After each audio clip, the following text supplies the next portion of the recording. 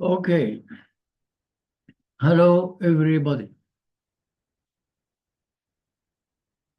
This is the first lecture about optimization in machine learning and in engineering. I am intending to publish a series of lectures about this very important subject. The lectures will have a practical flavor and mainly include solved examples, and every example will be solved by using LabVIEW and by using Python at the same time.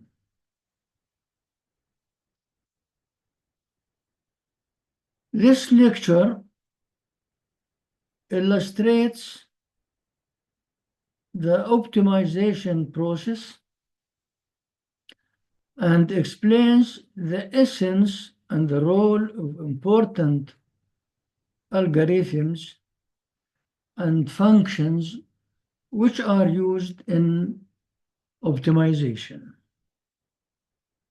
This includes the objective or the cost functions, such as sum of square errors or mean square errors.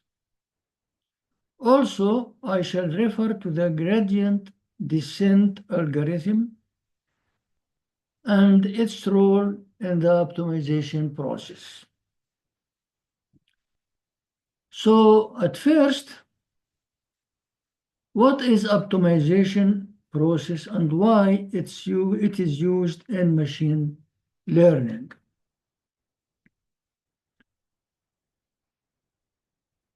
I shall try to answer this question by repeating what Leonard Euler has said at 1744.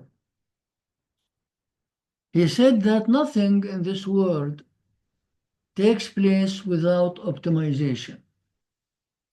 And there is no doubt that all aspects of the world that have a rational basis can be explained by optimization methods. Yes.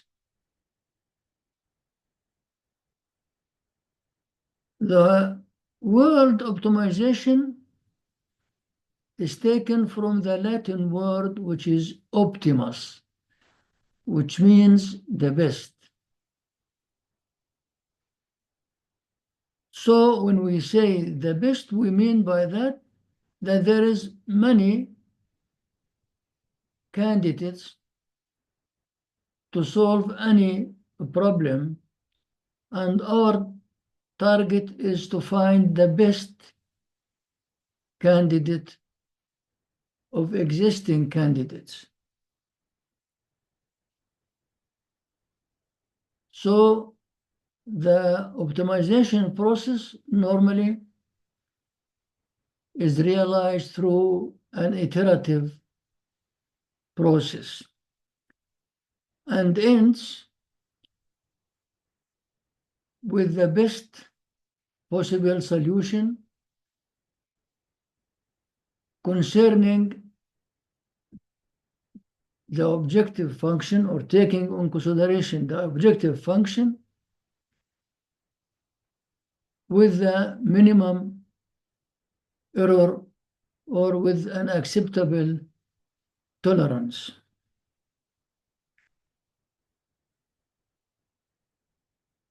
As a university course, this subject is taught for final year undergraduates, for students studying mathematics, and sometimes for studying engineering. For machine learning, it is a core course. Linear algebra and basic calculus are prerequisites for optimization course.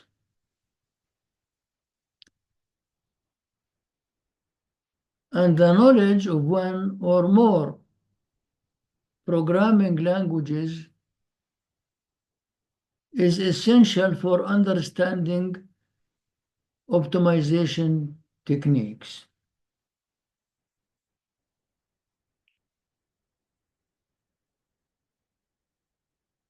In our daily life, we always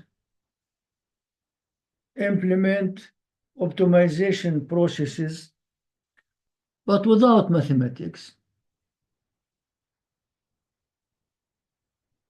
If you are invited, for example, to visit a university at your city,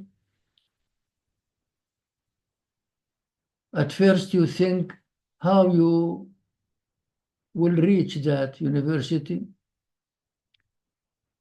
which way you have to select.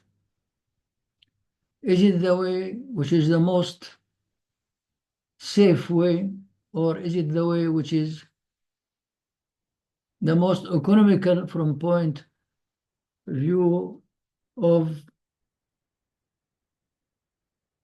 power consumption? Maybe you select the way which takes the minimum time. We always try to find the best solution in our daily life. And of course, this issue or this approach is used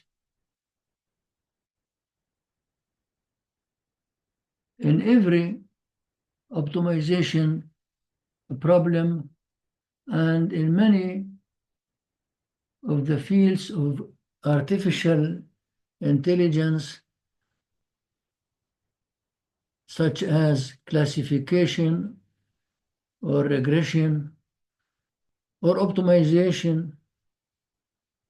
All these areas of artificial intelligence and machine learning require, of course, an optimization process to be carried out. Why? Because we always, after studying the data sets which is under consideration, and we find the most important features of that data set, the artificial intelligence algorithms suggest a model for that data set. Even without artificial intelligence algorithms, if an experienced engineer looked at the distribution of a scatter plot of points of data, he can also point that the model or the best model could be a linear model or could be a quadratic model or other one. Anyhow, this model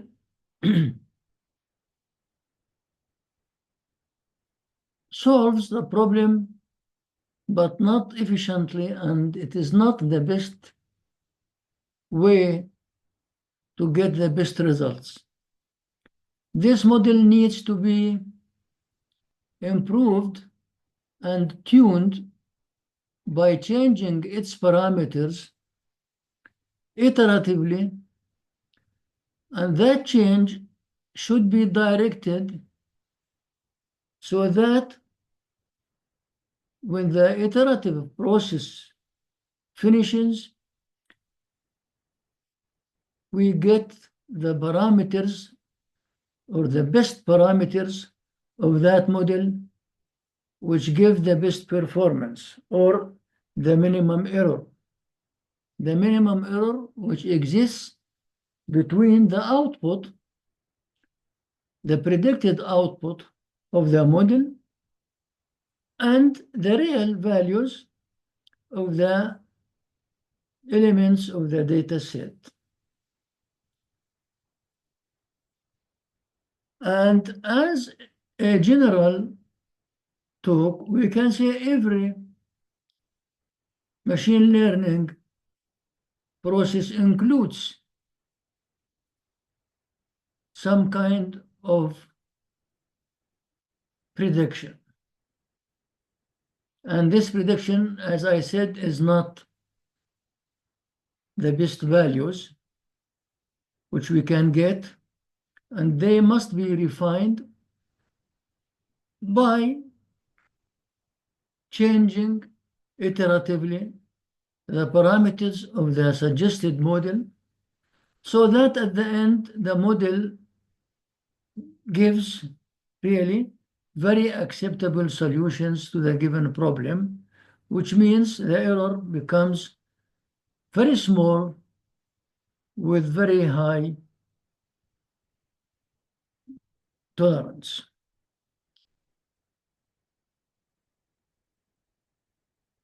When we talk about the objective function, the objective function also is called in literature as a cost function because really it is related to minimizing the error which exists between the predicted values and the real values of the data sets. Yes.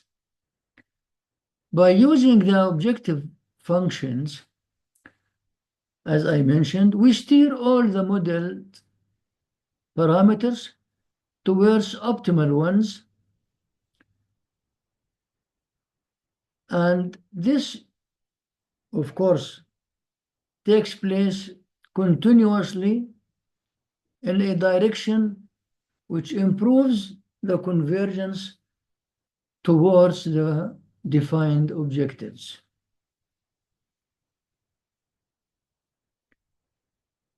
So at the end, we find the best parameters of the model and the minimum value of error which exists between the prediction values and the real dataset values.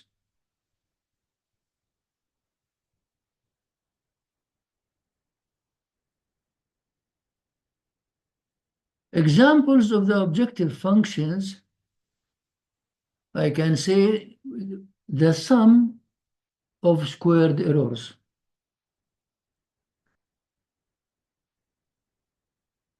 This method is widely used, and the errors here are always squared so that we can have the possibility to work with the positive and negative errors. Also, very frequently we use as an objective function the mean squared error function, which is you have for all the points of the data sets to find the error between each point and the predicted point. Then you square it. Then you do the same thing with all the points. And then you add all these squared values and find the mean of them. The target here is to find the minimum value of the mean squared error.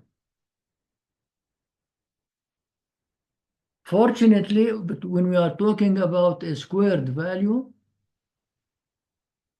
so if we draw the relationship between the variables which represent the parameters of the model of the system and consider them as the independent variables, and the mean square error value is considered as the output or third coordinate, we get a convex functions which has a minimum.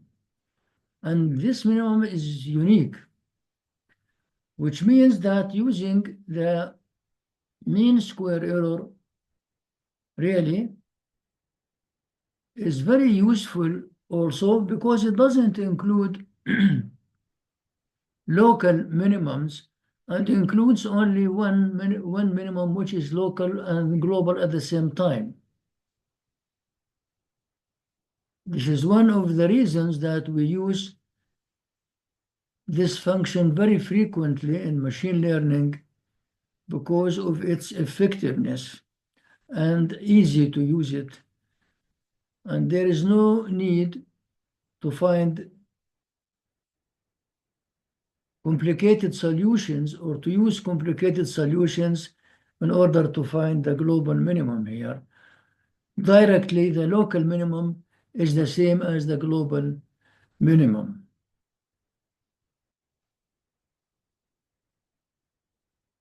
If we want to illustrate how the objective function works and what are the basic elements involved there, we can consider it as a model with an input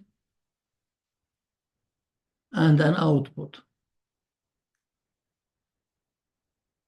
Input of x, which is usually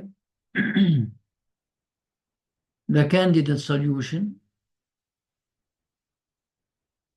or candidate solutions if they are given as a vector. This case appears when you have a function with multi-input variables. Yes. And this vector represents the model coefficients or weights also. The objective function itself could be described through the number of variables, as I mentioned.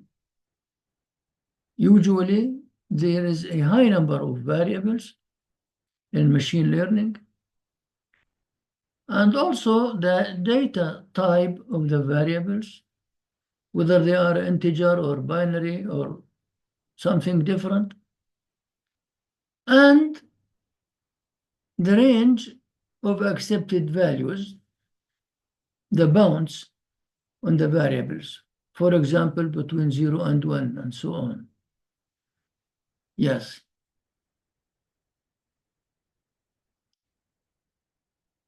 Objective functions also may be used as a test function, as a standard function which is used for testing different algorithms.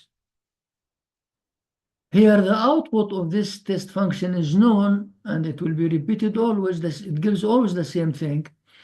So when you apply different algorithms for the sake of comparison of the performance of these algorithms, you can use the objective function as a test function here. This allows us to compare different algorithms based on their ability to navigate the search space efficiently. Yes. Also, in machine learning, the objective function may involve plugging the candidate solution into the model, and of course evaluating it against a portion of the training data set. Yes. The last component or element of the virtual, let me say, objective function is the result of evaluating the candidate solutions.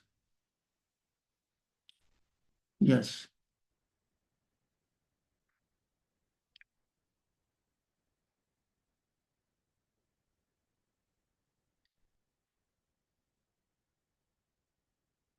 One of the common expressions which we use in machine learning is the search space. What we mean by that, it is the universe of candidate solutions which are usually defined by number or type and range of accepted inputs to the objective function.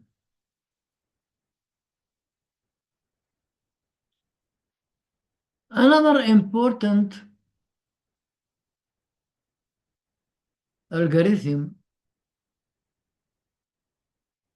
which is used in optimization process is the gradient descent algorithm. Most of machine learning activities require gradient descent algorithm to be used.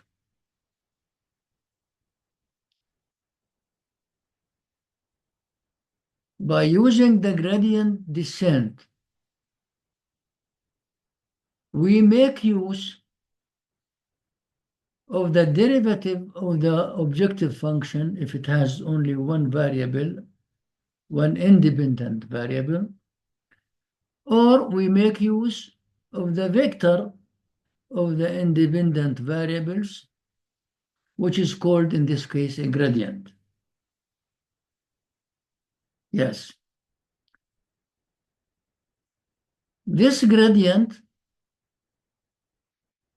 usually is multiplied by a scaling factor called machine learning, which is a very small number which decides the size of the iteration or the steps which took place during the iteration process. And now, by knowing this, the value of the learning rate and the gradient, their product gives you the value of the step to move on the convex function, which represents the mean square error function. So by knowing this step and subtracting this step from the current value of the position of the point under consideration where we took the gradient, we can define the value of the neighboring point on the same convex function. So we can repeat this process more and more, step after step. And the steps here, as the gradient becomes less and less when moving towards the minimum, the step becomes less and less in magnitude. And at the end, we come to a very small value near to zero of this step, which means we are here very close to the end of the iteration process. Usually, we give an end or stop iteration process after a definite number of iterations, or we subtract the value of the iteration from the value of the previous iteration, and if the difference is less than a given tolerance, we can stop the iterative process. This means that we came to the minimum, or we reached the minimum value of the convex function, and at this time, or at this moment, the values or the parameters of the model, which are now included in the iterative process through the the objective function, the value of these parameters at this moment became the best values which guarantee the minimum error in the optimization process.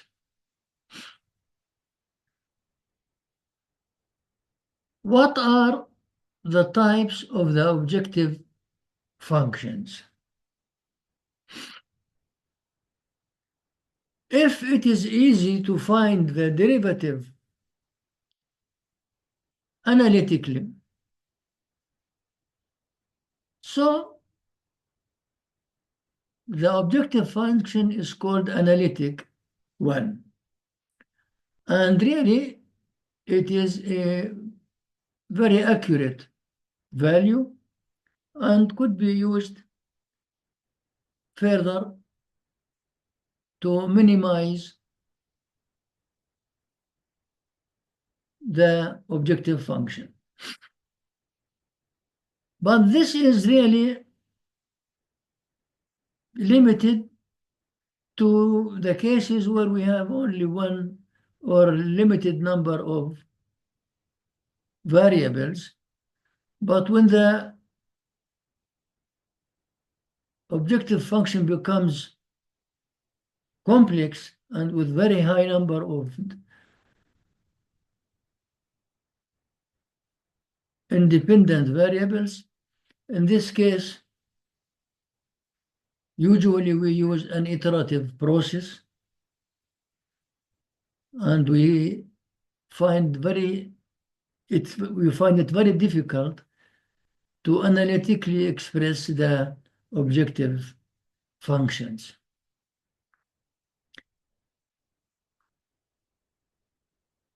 Also, the objective functions, according to their shape, are divided to objective functions as linear, as any line with the expression like this: z is equal to ax plus by, where a and b are the parameters of the function, the linear function. X and y are variables. This is a linear expression of the objective function, and it is very often used in linear programming, where you need to fit a model line to a given data set. This is a common practice, really, and very widely used. And in this case, our target is to define the values or the optimum values of the component of the elements A and B. This is the most important thing which is usually required. And sometimes it is required to find A and B with a given constraints on the values of the variables, such as A must be positive, or Y must be positive, or a plus y must be equal to 5, and so on. These are constraints, and we shall go through them when we apply different examples. More common is the use of nonlinear objective functions. Examples is the quadratic objective function, cubic objective function, or polynomial type objective functions. The first one, which is the quadratic objective function, is very commonly used in machine learning.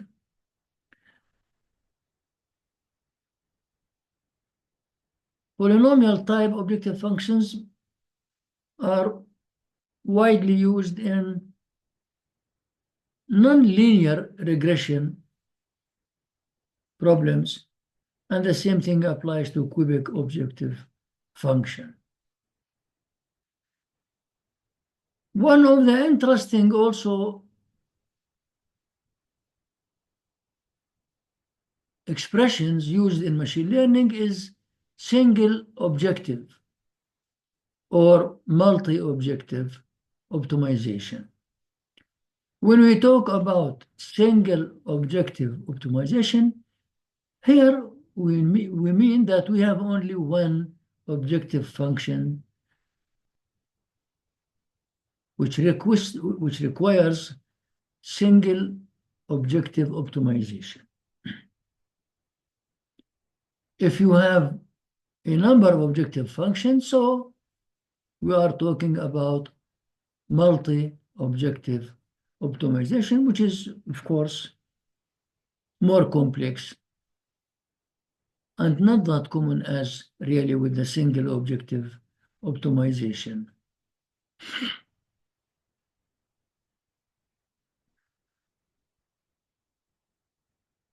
When working with machine learning and objective functions, as I mentioned, we may face, in addition to the local variable, other local variables, and also we may find a global optimum value. And so, of course, our interest here is in the global minimum or global optimal value. So we need an instrument or a way to find the global optimum and to ignore the local values in our consideration. In general, computation of global optima, when we have a lot of local optimum values or minimum values, is more complex than finding the minima of the local variables. But in general, this question or problem is solved by using the iterative process. Here again, I am referring to the methods used to determine the optimal solutions. This depends, as I told you, if we have an analytic way to find the derivative, so we are talking about analytical methods. And if we found that this is difficult to apply and there is a high number of variables, so we use numerical iterative processes.